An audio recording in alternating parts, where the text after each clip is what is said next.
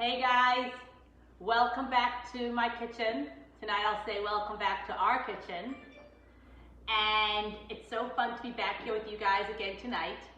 But tonight's extra special because tonight really, I'm not the star of the show. I'm not going to be leading you through most of this incredible fun cooking class. Tonight it's Rabbi Mendy. And those of you who have been to shul know that Rabbi Mendy's Cholent is legendary, is delicious, and is something incredible. In fact, it's been the highlight of my kids' week while we're home. We have big quarantine kitchen cooked meals every night, and everyone sits around. But the Cholent doesn't just get one appearance. It gets multiple appearances from when it gets cooked till when it gets served. And we'll discuss that more during the course of tonight's little event. But welcome, enjoy, you're in for an incredible treat and a fun time. I'm going to be posting as the first comment the ingredients for tonight, but what you're going to notice when I post the ingredients, it's basically a suggestion list, because as you go through you'll hear Rabbi explain that a lot of the stuff is a suggestion, if you like it or you don't. But I'll post that and you can reference back to that when you want to make your own incredible Cholent at home. Hello. So this is definitely a monumental evening because, as you can imagine, I'm like every good husband. I don't hang out in the kitchen too much unless I'm eating. And like most husbands, I make tuna salad, egg salad. I can make a fried egg, and believe it or not, I can make a fresh salad, but not much more. But Cholent is the one time of the week that I get to decide what's going in, and I get to mix the ingredients and to make the flavors, and thank God it's usually a success. Anyone here notice the pattern in what the rabbi knows how to make? Tuna, egg, a fresh salad, and Cholent. Basically, he knows how to make the basics of a kiddush, because once a rabbi, always a rabbi, and no matter what, he takes on that persona and it engulfs everything he does. So never worry, because not only can the rabbi run services, clearly he can also prepare the kiddush. Oh, and by the way, I do make herring, and a good herring, but that's for a different day and a different time, although we've had events where we mix the two together. So first I want to give you a little bit of the history of the Cholent, and then I want to tell you a story before we start. So Cholent is a big part of every Jewish home. And if you're Jewish, you gotta have heard of Cholent. If you haven't, if your parents didn't make it, you've been to a home where they served it. There's different names that it's called. Some call it Cholent. If you're American, if you're Hungarian, you might say Cholent. We have a friend that makes a very good Hungarian Cholent. Or if you're from Poland, you might say Chilin. Our Sephardic friends, I know Moshe, they say Hamin. But it's part of the Jewish home for many a century. In fact, the first reference we have to Cholent, believe it or not, is 1180. That's the late 12th century in the rabbinic discussions about Cholent. But where does Cholent come from? What's the history of Cholent? So let me tell you what happened. You see, the Torah tells us that you're not allowed to make a fire on Shabbos. Lo tevaru eish b'chol moshvotechem. No fire on Shabbos. The rabbis, of course, interpret it to mean that you're not allowed to light a fire on Shabbos. But if you light a fire before Shabbos, of course, then that's great, then you should do it. For example, how else would you have a candle? In the olden days, they had candles that were lit. They would light it before Shabbos, and it brought light and joy so they could have dinner. And the same is true about food. How would you have hot food if you couldn't have a fire made before Shabbos? Well, there were these people called the Baitusim, and they followed a heretic named Baitus. And Baitus said, no, when the Torah tells us that you're not allowed to have fire on Shabbos, it doesn't just mean to start it, but even if you started it before Shabbos, it's not good. So therefore, the Baitusim would sit in the dark the entire Shabbos. They would eat cold foods. Now the rabbis were very upset about this, because A, it wasn't the interpretation that Moses gave them, but B, the whole idea of Shabbos was to enjoy it. So the rabbis instituted this idea that every Shabbos specifically, you should have a warm dish on Shabbos day, a stew. And the rabbis, in fact, say, and we find it in some of the studies, that if someone didn't have a stew on Shabbos Day HaHatish, you were worried that he was from the Baita sect and that he wasn't following the ways of the Torah and the rabbis. And that's why, for example, the word chamin, right, comes from the word hot, which is warm. That's what the Spartan call it. We call it cholent, which comes from the word shalanu, which means it rested, it warmed over the night. So it was a very important part of every home, and wherever you went, they had cholent. How you made it and what went into it, that's a different ballgame. So today, Grunie and I are going to share, because believe it or not, every Shabbos, although the cholent is my big deal, and Friday morning comes and I get ready to make the cholent, Grunie has one secret and might be main ingredient that she always makes. Now, I'll tell you a story. The Alter Rebbe was the founder of the Chabad movement. And the Alter Rebbe had a daughter, her name was Friedke. Friedke took over the cooking responsibilities from her mother, and she would cook in the home. One time, it was going to be Shabbos, and the Alter Rebbe was going to have a very special guest. His name was Rabbi Shlomo of Karlin, one of the great Hasidic saints. So, when he was coming for Shabbos, the Alter Rebbe's wife said, listen, there's such a special guest, I want to do the cooking. And Friedke says, you know what? I want to do the cooking. I do it every week. It's not fair. Why would you do it?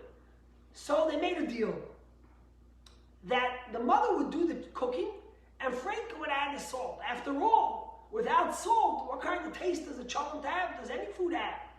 So that's what happened. The Alter Rebbe's wife made the cholent, but of course she didn't remember to leave out the salt, such a basic ingredient, so she put in salt. Then her daughter Friedke came, and it was her turn. The only thing she was doing was putting in salt this week, so she made sure to do it very diligently. Well, Shabbos day comes, and they serve the stew. And Rabbi Shlomo of Karlin, the great guest, takes one little bite, and he doesn't touch it. The Alter Rebbe thinks maybe it's missing salt this week. So the Alter Rebbe takes a helping and puts it in the salt. So now there's 3 helpings of salt. Of course, Rabbi Shlomo Karlin doesn't touch it, and the Alter Rebbe finishes his whole plate. Afterwards, he asked Rabbi Shlomo of Karlin, what happened? And he says, listen, it's so salty, it's not edible. So the Alter Rebbe tasted a little bit more, and he said, I didn't even realize. And he said to him, from the days I went to the Maggid to study, I lost my taste in food. I became a much more spiritual person, and I didn't even realize that there was salt missing. Now I understand. Well, guess what? Although the 2 of us are making the cholent together, there won't be no double helpings, and it will be delicious. And as I'll tell you, cholent is really about a lot of preferences. But in general, in my belief, that the first ingredient for cholent is, of course, a good drink. What would cholent look? Any guy who's in the kitchen, what's it going to be like if there's nothing to drink? So, some opinions have it that it needs to be a single malt. I'm going to have a 22-year aged scotch. While Rabbi's getting that ingredient ready, I'm going to interrupt. I was trying to post the ingredient list for everyone, and for some reason I wasn't able to onto this live. But at the last post that I posted this afternoon, tagging myself and Rabbi Mendy, there is, I added a picture of the ingredient list, and after this live, we'll attach it to this video as well. So if you're looking for the ingredient right now, it's on our list. Okay, thank you. Okay, so l'chaim to all of you. Guaranteed that food tastes better when cooked after a l'chaim, after a drink. So enjoy. Join with me if you're sitting there and have a l'chaim and celebrate with us. L'chaim. L'chaim, l'chaim. I'll drink the shit. Yeah. Okay. All right. So the pot we use in our house is a Ninja cooking pot. And there's 2 reasons why, of course, we use it. One is because it's local and our dear friends make it. And we love having it. It adds a lot to our house. But also, the Ninja pot serves as a slow cooker, but it also serves as a stovetop. So one of the things that I think is very important for cholent, and I know a lot of people are lazy, they don't do it, but I always do it is, I fry onions before I make the cholent. I don't just throw in a raw onion because I think the taste is totally different. So what I do is, I put in a little oil, believe it or not, as you'll see throughout the theme of the evening, cholent is not one of the healthiest things we eat. But we try in our home to be health conscious, and we try our best to substitute and to make it as healthy as possible. I have a friend, Rabbi, says, Rabbi, you know how good the cholent is? The bigger the heartburn, the better the cholent is. He says, my cholent gives me heartburn for 6 days. He says, by the time I get over the heartburn, I'm eating my next cholent. So we're careful, but I do put in a little bit of oil so I could fry the onions. And I feel that when you put onions in the cholent and it's raw and just let it slow cook, it's not the same as, if you can hear the sizzle. Can you get me some? Yeah. It's not the same as if you fry it before. So I always fry an onion, I put in a little salt, and that's how I start it. I let it fry till it's, of course, sauteed till it's a little bit yellow. I'm not going to wait. Leave it to go. I'll leave it to go, and I'll talk about the ingredients. By the way, right, we know it's called a crock pot. Talking about that, the first crock pot, there's a book that came out. My father invented the crock pot or something like that in 2013 by a guy whose father invented the first crock pot, before the Ninja. Before then, there were other contraptions, but it wasn't called a crock pot. And in his book, he says that his father came up with the idea of a crock pot from his Jewish friend. So again, the reference to the cholent that goes back so many ages and is such an important part of every Jewish home. In fact, in our house, if it's winter or summer, spring or fall, we always have cholent. It doesn't make a difference the weather. And in fact, I have to tell you the truth. And you'll see, because I make my cholent a little spicy, that my children, the boys love the cholent and always eat it. And the girls, they prefer a nice salad. They prefer an ice cream. They don't want the heavy food. But now, since Corona and my boys have been home, cholent has been a big thing. And in fact, we put the cholent up on Friday morning, and by the time Friday afternoon comes and we're ready to have our pre-Shabbos Cyber Kiddush Zoom, they're bringing out cholent already. They're having tasters. And then Shabbos morning, we get up early, and they're up 7:30, 8, they're studying. My boys always study before they daven, so they'll study Hasidic teachings for an hour or two, and then they'll say, Ta, we're going to have a bowl of cholent before we go daven. And then they're eating cholent again afterwards during dinner. And if there's leftovers, during lunch, and if there's leftovers, they never let me throw it out. That would be sacrilegious. Anyways. Unlike the story that I hear of, the woman who, used to work in Brooklyn and then, moves to the suburbs, and she comes to help a Jewish woman. And she's helping her in the house, and she used to help a woman in Brooklyn. Comes Friday, and the lady of the house in the suburbs says, listen, on Friday we peel potatoes, we fry onions, we put in meat, we put in beans, and we spice it. The lady says, oh, I know that. That's the story. That's exactly like the lady I used to help in Brooklyn. She made the same thing. On Friday she put in meat, and on Friday she put potatoes and beans and spices. And when I came to work on Saturday afternoon, I just threw the whole thing out. Well, unlike that cholent, this cholent doesn't get thrown out. So clearly that lady in Brooklyn didn't have the right recipe. Okay. All right, so the first thing we put in is beans. Now, the beans we use is called cholent mix. It's the easiest. But you might like a different kind of beans. You might like kidney beans, lentil beans, whatever beans you like. This is a mix of a bunch of beans together. And that's what we use. But that's just because it's easy. You could choose the beans you want. Now, the beans must be soaked. Usually overnight, but I'm a little lazy, to be honest. And I only soak it for a couple of hours. To be truly honest, I prefer without beans. What did we say when we were in school? Beans, the more you eat. So I prefer without beans, but since some of my kids like beans, I put beans before. But if you notice the beans here, it's a full bowl. When I put it in, it was not even half. But since it's been soaking all day, the water has absorbed. And if you just put it in fresh out of the bag, what's going to happen is that even when you eat it the next day, your beans will be hard. So it's best to soak it, or if you don't get to soak it, just don't use it. And before you soak them, rinse them off, because beans are like any grain, they're not exactly clean. So wash them first and then put them to soak. That's what happened here. That's not my job. Okay, so now we come, as they say, to the meat and potatoes. So a little bit about the potatoes here, what's going on. So some people like a very watery cholent, a liquidy cholent, and some people like a cholent that is more like a stew, more wholesome, and therefore a lot of it depends on how much water you put, which I'll explain soon, and how you make sure the water gets absorbed.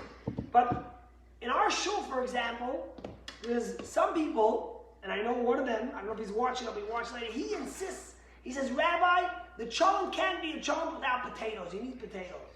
But for years already, when we went on to paleo, and we preferred not to have carbs, so we switched to sweet potatoes, which is a complex carb. Now it's funny because lately I've been going back to potatoes since in shul I've been doing it, and my boys now insist that they want sweet potatoes because it gets much more mixed in and it's more wholesome than the potatoes that say separate. More stew-like. Stew-like, there you go. So you can choose what you do. I take the potatoes, I peel them, believe it or not. I don't usually, but I did peel them. And I slice them in half and then chop them up. And I put them into the cholent. If I'm doing sweet potatoes or potatoes, sometimes I'll do some and some, which is what I'm going to do today. Don't worry, my boys already told me that they plan to eat the cholent tomorrow morning already if I cook it tonight. So there you go. So we put it. See, the secret of cholent is it has to cook for like for 24 hours or not, for many hours. The longer you cook it, that's the goal of the cholent. So yeah, they would like tomorrow morning cholent for breakfast, and then Mendy should please make a fresh cholent for Shabbat. Keep going. So when I grew up, we always knew that my parents made delicious food for Shabbos. And then Sunday was always leftovers day. There was delicious chicken, delicious kugels, whatever else was made, salmon. And Sunday, that's what we ate for dinner. Today's kids, they don't want to hear about leftovers. Leftovers? Leftovers after 10 minutes, their salad is soggy, forget it. I don't want it. They only want something fresh. But the truth is that I might think there's another reason why Jews have cholent. Because what happens is, on Friday morning when you're making the cholent, you open up the fridge and you check what's left.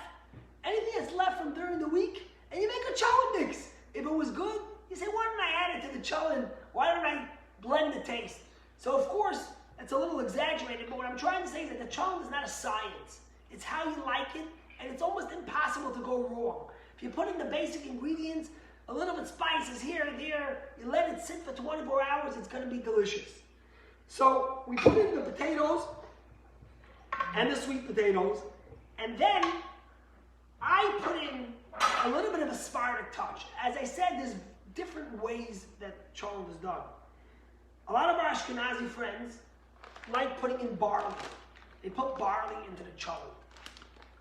Again, when we got healthy, we traded to the Sephardic way and we put in whole grain rice. Now Sephardim, whatever they eat has rice in it. Passover, they're eating rice. Rosh Hashanah, they're eating rice. Their cholent, they're eating rice. Thursday night's rice. You all know that Rabbi was born, onto the wrong side of the fence. He's the gingiest Sephardi you'll ever meet. So there you go. But you have to be putting, Rabbi says putting barley or rice, and sometimes he's even tried quinoa.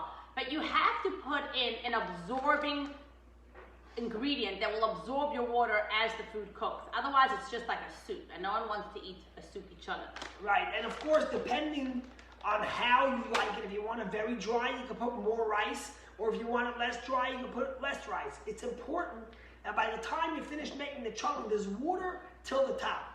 A, because that's how all the spices and flavors will mix best, but B, because if not, it might get burned. But if you put in a full pot of water, and you put in a rice, or a quinoa, or a barley, depending on your preference, it will absorb it to the amount you put, and it will be as you choose to have it. And you can try it a couple of times until you get it right.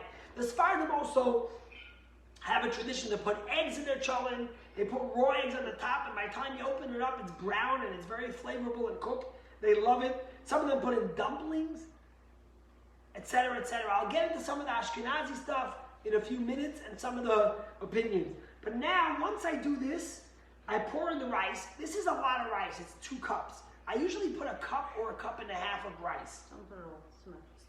Yeah, just shake them out. And this is why Rabbi can't just give people his ingredient, his recipe, like, oh, Rabbi, tell me how to make the recipe. Because you see, it's a little bit of this, you have to wash it. I washed it. A little bit, put a little bit of flavor of this, a little flavor of that. That's how it goes. That's what a cholent is. Okay. All right. Now comes to the spicy part, okay? So, I like spicy foods, and we're a spicy family. So, you don't have to do what I do, but you're going to listen to how I do this. The first thing I do is I put in ketchup and barbecue sauce. That balances the spiciness with a lot of flavor and sweetness. And I think it's important. I always, in fact, when I don't put ketchup in the cholent, if I don't have, which probably never happens, my children always notice it. And the barbecue sauce, we use the Sweet Baby Ray's barbecue sauce. We like it, and we always put that into the cholent. So I think it's also the sugar component in the barbecue sauce that helps the flavor. Sugar, but sugar's not healthy. Okay, hello. Doesn't help with the heartburn. By the time you finished eating your cholent on Shabbos morning, and you have Shabbos afternoon, and you had your cholent, you are so full and you have so much heartburn, you can barely pull yourself up to have a Shabbos shlof. You're so tired and you're schlepping to get to bed. Never mind the heartburn that comes that night and continues. So now on to the spices. Of course, we always put the basic salt, garlic, pepper. Okay. Oh, that's something special that many won't have. They don't always sell, but I'll tell you about it in a minute. Put in some black pepper, some paprika.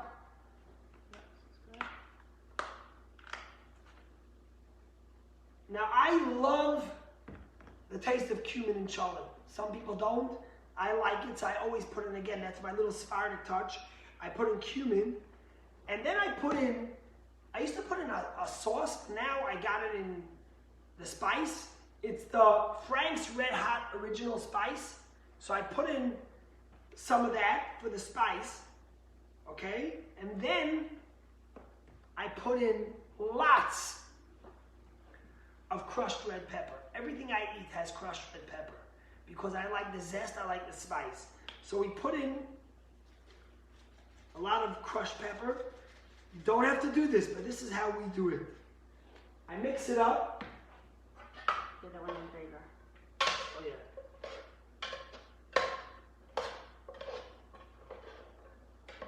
Now, of course, some people make a vegetarian cholent, but making a vegetarian cholent, excuse my frankness, is sacrilegious.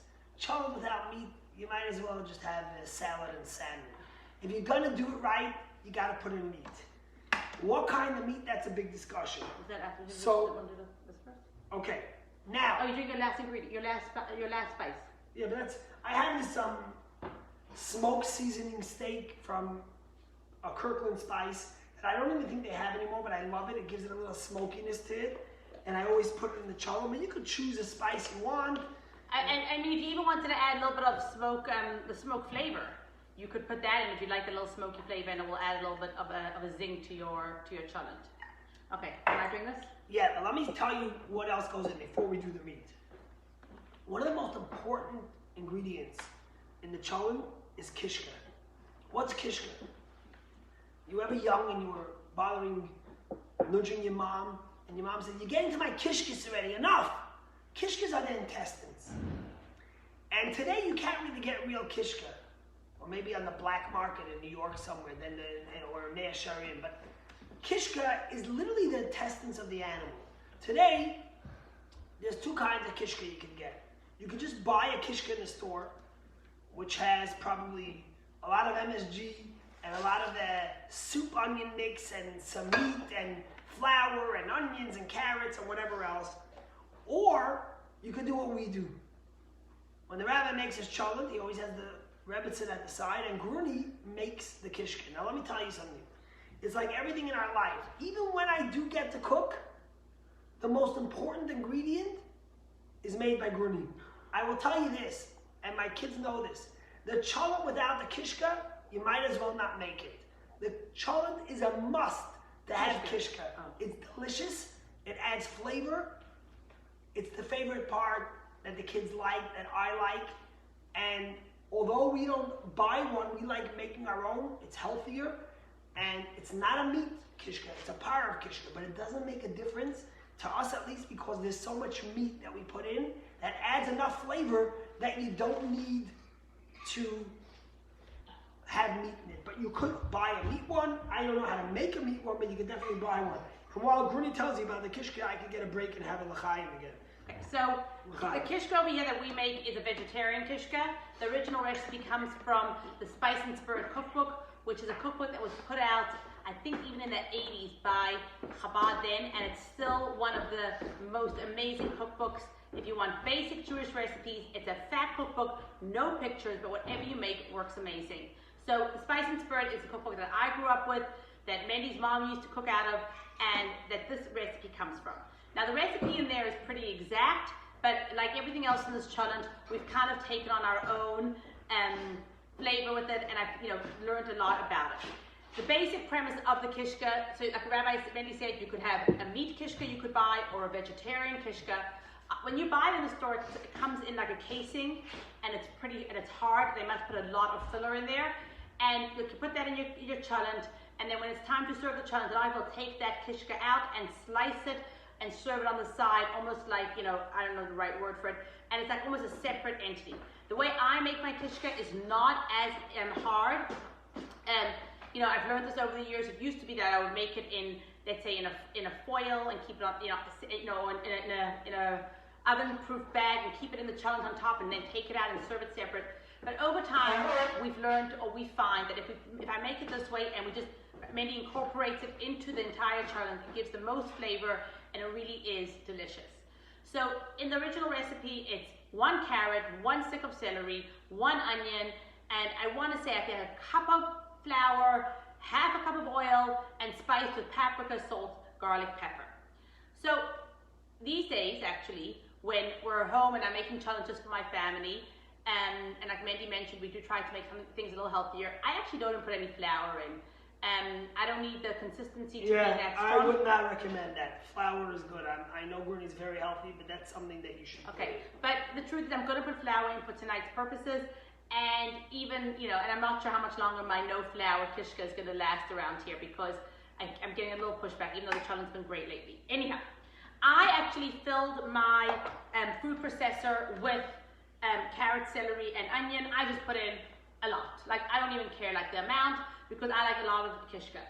Close up the food processor, and I'll put that on. I'm going to let it start to zhuzh, and so the noise is going to be a little annoying. And while it's zhuzhing, I start to pour in oil slowly until I kind of get a liquidy vegetable consistency. So I'll move this more center to the camera so you can kind of see what's going on here. And I'm going to put it on. Okay, I'm going to let that go, and I'm just going to give it some oil, a fair amount of oil. It needs a good amount of oil. I know we're talking about healthy, but it does need oil. Go figure, no flour, but cups of oil. I say flour. It's getting flour, don't worry guys. Okay, so I put it in like a nice, smooth consistency. I'm kidding. Okay, and now I'm going to add flour. So I have some flour here. I'm going to add about a cup of flour. Depends how much you like it. Actually I'm putting a cup and a half. I see it probably needs a little more. And while I have it open, I'm going to put in a good amount of paprika. Paprika is really the main flavor in here, so I put in a lot. Whoa. And then that all goes with the flavor of the cholent. Just a drop of salt, because you really salted the cholent, and garlic. You can put a little pepper in here. But actually, I really find that the main flavor of it is the paprika, so that gets a good amount. And that gets zhuzhed up. So I'm going to put back on my food processor and just clean up this area here while it goes. And you see it kind of it's getting into a thicker paste. Okay, I'm done. My vegetable kishka looks like this. It's, not moving so much. That means that, it's a pretty good consistency. There you go. I'll take some out with a spoon so you can see. And this is going to go into the cholent. We basically just put this Mendy just puts this straight into his cholent as one of the last ingredients. So after the potatoes and onions and rice and beans and spices are mixed up, that's the point when the kishka goes into the cholent. So I'll hand that to him and get a spatula so he can just scrape it out nicely, and you can start putting it in. And the truth is, I remember when we first started shul, so in shul we made 2 or 3 pots of these a week, because there's a lot of people. You need 75, 100 people, you need a lot of cholent. Although we have a full fish and salads and then dessert, cholent is the main focus. In fact, there was one dear friend, Sumner, who was so stressed about the amount of meat in the cholent that he made a meat fund. Should I stop putting the chicken? Not yet. And there should be more and more meat in the cholent. So, of course, meat is important, as is kishka. But when we started making cholent, we used to buy the kishka every week, and we put it in 1 or 2 rolls. And it was very hard, and it stayed in one place. So one guy, once we started making it ourselves, he always complained. He says, Rabbi, I can't see the kishka in the cholent, but I love the cholent. And I told him, look, you can see it, but it is there and it gives more flavor. So it's how you like it, but that's how we like it. Now on to the meat. So first of all, some people put bone marrow into their cholent. It adds so much flavor. And then when you put it in, you're able to, after the next day when you eat the cholent and you have the marrow coming out of the bone, oh, it's delicious.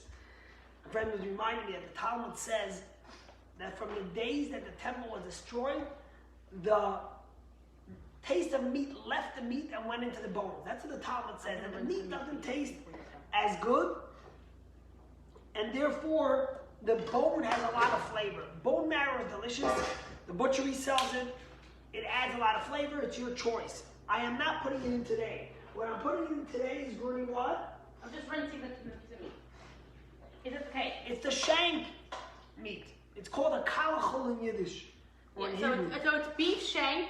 It's like, I guess, the leg meat, and it's the kind of meat that's very sinewy. But this kind of meat, which is similar to flanking meat, is when it cooks for a very long time, it gets very soft and very stringy, and that's the kind of meat. And it has a good amount of what's it called, veining inside it, a good amount of fat. And that's really the kind of meat you want for a cholent. You don't want a meat that gets dry as it cooks. You want a meat that kind of gets softer and softer as it cooks. And that's why the beef shank, which is called kalachol by the Jewish companies, or flanken with the bones, without the bones, is the kind of meat that you want to use for making cholent. So by the way, just I'll tell you, some people say, wow, I'm gonna be fancy. I'm gonna put in rib steak or ribeye. The truth is that if you're gonna spend $20, $25 a pound on meat to put in the cholent, it's a waste. Because the way the cholent cooks and how long it sits on the fire, it doesn't make a difference if it's going to be a rib steak or it's going to be a kalachol or a flanking. You need a meat, as Grunie says, that's fatty. I think flanking with bones is the best. Sometimes it's hard to get and it's much more expensive. For some reason, it became less available in the kosher stores and it went up in price. Sometimes $15+, almost like rib steak. So kalachol might be a better option, especially if you can use the marrow bones. But either way, there's no reason to put in rib steak or anything like that, because this meat, when we open it up 24 hours later, the cholent, it is so soft, it pulls apart. I think sheik meat also does that. Yes. So what I do is I put in the meat. You see, there's probably about 2.5 to 3 pounds of meat here. I try to put at least that. When I make it in shul, I put in 5 pounds in each one. I like to have a lot of meat. Obviously, it gives the flavor. And then I put in the kishka, and I layer it on top. So although when we serve it, we mix it, I let it sit on the top when it actually cooks. But then I put in the water, as you remember, and it moves its way around. And it adds, it's amazing what the kishka does to the cholent. I guess kishka is our kishkas, and it's something that's really part of what we like and what we enjoy. So I put in the kishka, and then we will do the last final touches. Now this is a big pot. In fact, I'm waiting for them to come out. They're coming out with their bigger pot. It might have came out. I have to ask Mark, but I'm waiting for their bigger pot. But this is a big pot. It's 6 quarts. This could serve easily, I would say 20, 25 people. And we really fill it up to the brim, as you see, usually even more. So I would recommend that depending on how many people you are serving, and depending how much you want, if you don't want to be eating it till the next Thursday, that you don't have to fill up the pot all the way. You can make a half a pot. Or you can get a smaller crock pot. They're available on Amazon. They're inexpensive. This is more expensive. It does more, but there are enough varieties available. In fact, in New York, if you go to New York, there's such a thing called Cholent night. Never mind that they eat Cholent on Friday, on Shabbos, and some eat it Friday before Shabbos comes in to taste a little bit of what Shabbos will bring. But in many of the restaurants, and even gourmet restaurants in New York, they have Cholent night. When you go in to a steakhouse on a Thursday night, or even some Wednesday night, they'll be serving you Cholent. It'll be on the menu, and people love it. They go out late Thursday night, a bunch of friends, and they get a beer or scotch, and they have l'chaim, they eat Cholent. Sounds like shtisel, that's right. There you go. Hey, we're doing a promo for shtisel. Season 3 is coming out soon. But I know many of you love it and have watched it. But definitely it does sound like that. You see the video of them going into those restaurants on a late night and eating Cholent or kugel. Potato kugel is a big deal on Thursday nights. In any case, Cholent is really part of our kishka and part of what it means to be Jewish. It's probably the most famous Shabbos Jewish dish, maybe after challah. So what I do now is I put in water. I'll bring you a jug for the water. How about that? How about that? Okay, you can keep chatting to your friends, and I will bring you water. I do think that Cholent is the one thing that, because of the flexibility, men have a very hard time. When Grunie says, Mendy, make a salad, I'll say, she says, look in the recipe book.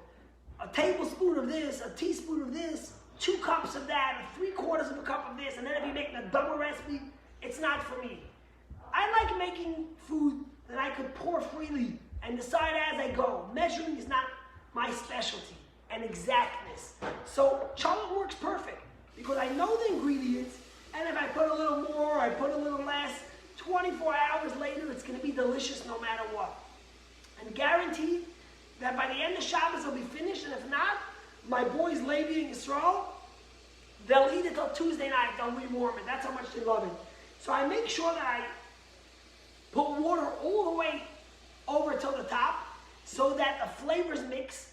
And again, by the time I open it up on Friday morning, on Shabbos morning, there is no water left, really, because the rice absorbs all the water. Very important. You do not want to have a liquidy stew, unless that's your style. We definitely don't like it. But if you see here, and I'll show you in a minute, you can see that, careful not to spill it, you can see that literally I'm going to bring the camera closer to be able to see. Perfect. Literally the water covers the entire Cholent, and it's a perfect mixer to, there you go, it's a perfect mixer to make sure all the delicious flavors and spices that we put in are mixed through the entire Cholent. Although when we do serve it, we always mix it before we serve it. When we open it up, especially in the Ninja Pot, it's amazing. It stays crusted and it doesn't burn at all, and it's really perfect and delicious. I'm going to say something. If you put your Cholent up to cook, early on Friday, way before Shabbat, it's a good idea before Shabbat starts to open the pot and to see where it's holding. Like maybe it needs a little more water. And that will give you a sense as to how it's doing. And often in terms of the temperature, you're going to want to somehow cook it, like bring it to a boil if you're in a regular a crock pot. If you put it in early enough, you could just have it on a low setting all the time. Some people like to have it fully cooked before Shabbat and then just keep it on a warming setting overnight. Those are some of the things in terms of keeping it right. You're not going to want to, if you cook it fully before Shabbat, like you put it early on Friday morning, it's going to burn if you leave it cooking all the way till Shabbat lunch. So what you want to do is, depending on what time you put it on, is hopefully before Shabbat, either if you put it on, just before it cooks in a low setting all the way, or switch it to a warm setting if it's really cooked through and through. A couple of important laws about the Cholent, not the laws of how you make it, but once the Cholent is finished cooking and you're going to take it out on Shabbos, you're not allowed to put it back on the fire because that would be cooking. The only way you could do that is if you take out the Cholent and you hold it while you're serving it. So it's as if you never took it off. If you move it to the side, you definitely don't take cholent when it's on the fire because you would be mixing it. So you take it out, you hold it, you take off what you want, and if you want to put it back, you could put it back. But be careful to know those rules, and I could give you another class on that. But I'll tell you two more things before I go. First of all, this is the longest time I ever got in the kitchen with Grunie. And the kitchen is Grunie's space. And I'm going to venture to say that lately it's been Necha's space. If anyone's been watching, the Necha bake shop goodies that are going on, I'm going back to Mendy. So it's funny because when I make something, if I'll make an egg or I'll make tuna, I'll take out the pepper from the cabinet. I'll put it in. I'll put it right back. As I'm going, I'm cleaning up and I throw out my eggshells and I'm washing the dishes. And then I finish making my food and it's done. Grunie loves cooking. Everything ends up on the counter, like a circus. I feel like he lives in a whole other reality, but let's keep going, guys. And the food's all over, and there's a mess, and then she'll finish everything, and then she'll clean up. And I'll tell you what the difference is. It's very simple. I come into the kitchen maybe once a week for 10 minutes.